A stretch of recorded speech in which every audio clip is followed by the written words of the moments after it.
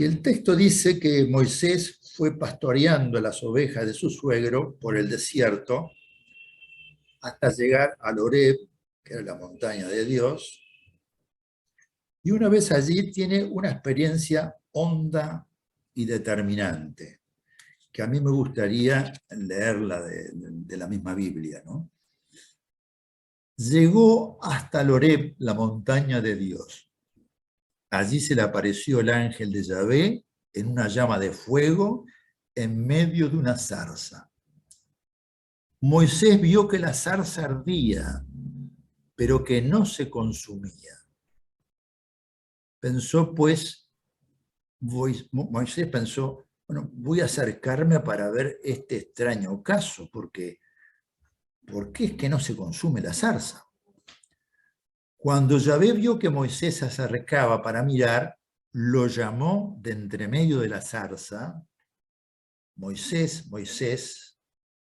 Él le respondió, aquí estoy, y le dijo, no te acerques aquí, quítate las sandalias que llevas puestas, porque el lugar que pisas es suelo sagrado. Y añadió, yo soy el Dios de tu padre, el Dios de Abraham, el Dios de Isaac y el Dios de Jacob. Moisés se cubrió el rostro porque temía ver a Dios. Y en medio de esa vivencia, Yahvé le dice a Moisés que ha visto la aflicción de su pueblo, que ha escuchado su clamor, que ha bajado para liberarlo y para llevarlo a una tierra buena y espaciosa. Insiste en que ha escuchado el clamor de su pueblo y le dice a Moisés que tiene que ponerse en camino para sacar al pueblo de Egipto.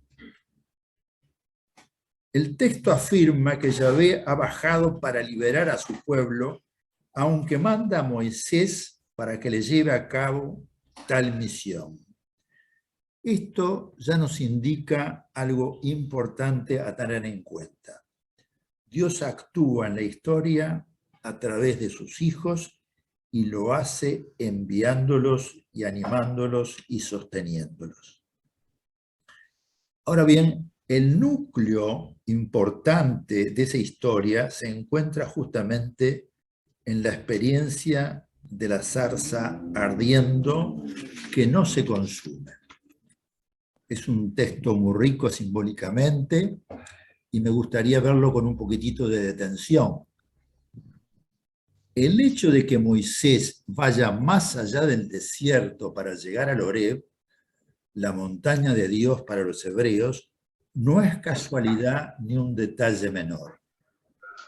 Moisés, que conocía el sufrimiento de su pueblo, fue a través del desierto con todo lo que ello supone de sequedad, soledad y silencio, hasta el lugar en que Yahvé había constituido su pueblo de la mano de Abraham.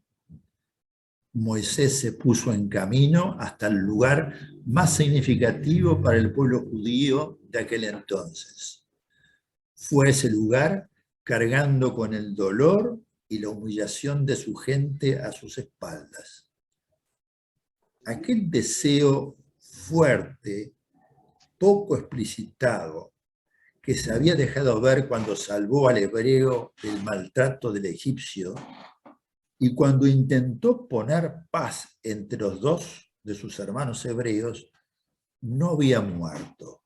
Seguía más vivo y más profundo que cuando actuó casi sin pensar.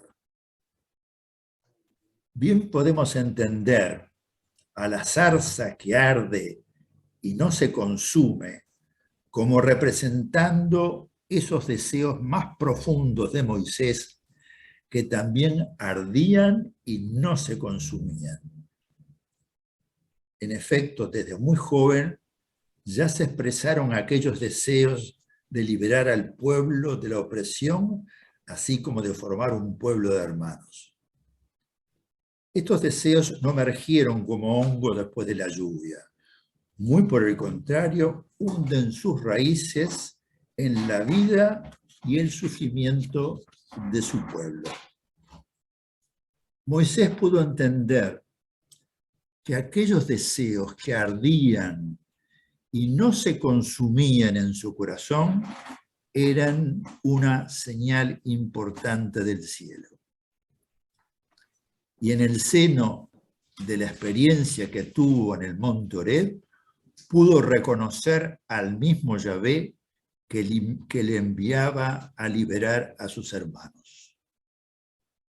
Moisés entendió claramente que aquellos deseos que no se habían borrado con el paso del tiempo eran una señal clara de Dios suscitando una historia nueva.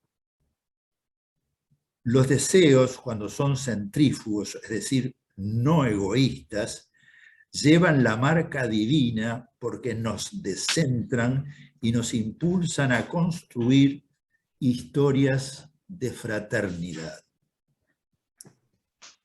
Al final del pasaje, cuando Moisés le pregunta a Yahvé sobre cómo actuar cuando vaya a los israelitas y les diga que ha sido enviado por él para librarlos de la esclavitud, le responde que deberá decir: Yahvé, el Dios de sus padres, el Dios de Abraham, el Dios de Isaac y el Dios de Jacob, me ha enviado a ustedes. La historia de Moisés nos ayuda a percibir y visualizar que los deseos humanos que nos descentran y procuran la felicidad de todos entrañan algo divino. Así como conocemos la fuerza que tienen todos los individuos, el instinto de preservación, también sabemos que en los seres humanos existe algo así como un deseo profundo de ir al encuentro con los otros. Una tendencia a salir de nosotros mismos porque estamos hechos para ser con los otros. Y así vamos construyendo nuestra identidad. Podemos percibir en el deseo y en los deseos como una energía que nos pone en camino hacia lo que no poseemos. Cuando los deseos son centrífugos, es decir, que nos descentran y nos sacan de nosotros mismos, de nuestros egotismos, nos abren a lo nuevo y nos hacen de alguna manera partícipes del dinamismo creador de Dios. A la luz de nuestra fe, bien podemos afirmar que los deseos que nos descentran, o como hemos dicho, son centrífugos, reflejan algo significativo de lo que anuncia el Génesis. Hagamos al ser humano a nuestra imagen y semejanza. En efecto, Dios es amor, y el que se mantiene en el amor se mantiene en Dios y Dios en él. Por eso bien podemos afirmar que los deseos que nos llevan hacia los otros y a construir fraternidad constituyen uno de los ámbitos en que Dios se hace presente como quien los sostiene y los promueve. Esta historia de Moisés nos puede ayudar a reconocer la zarza de Cacho. Puede ser una inspiración para descubrir las nuestras y animarnos a vivirlas. Cuando Cacho nos cuenta de su familia, padre panadero, mamá lavandera y 6 hermanos viviendo en un rancho con techo de zinc, comprendemos dónde se enciende el fuego de su zarza. El 15 de mayo de 1929, día de San Isidro, vivió su primer paso de frontera, su propio nacimiento. La zarza comienza a arder muy temprano, dice Cacho. He sentido tu voz en mi niñez, en mi juventud. qué bendición conocerte. ¿Cuándo fue? Creo que en el 37 empezaba a verte como algo extraordinario. Yo tenía 6 años y empecé a hablar contigo y tú siempre me respondías y me buscabas para sentir mis cuentos de niño. El llamado lo sentí siempre, afirma Cacho. Mi padre cultivó en todos nosotros una gran sensibilidad por el prójimo. También mamá. Sentí desde niño como un llamado, el llamado de los pobres, que para mí era el mismo llamado de Dios. Él me llamaba en ellos. Su hermano, Luis Alonso, nos habla de esa fuerte convicción que se viene gestando en su interior. El encuentro con Cristo pasa necesariamente por la causa de los pobres. Cuido un tesoro que Él me ha confiado.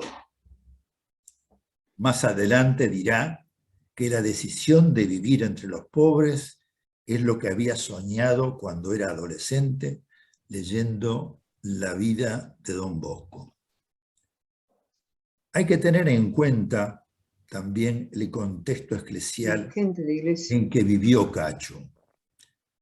Tiempo del concilio, tiempo de Medellín, tiempo de Puebla, que Cacho los lee con inmensa avidez. Y esto va generando sus reflexiones, los va ayudando a identificar las causas de esos problemas y a proponer acciones y a empezar a intuir y a soñar con próximas fronteras.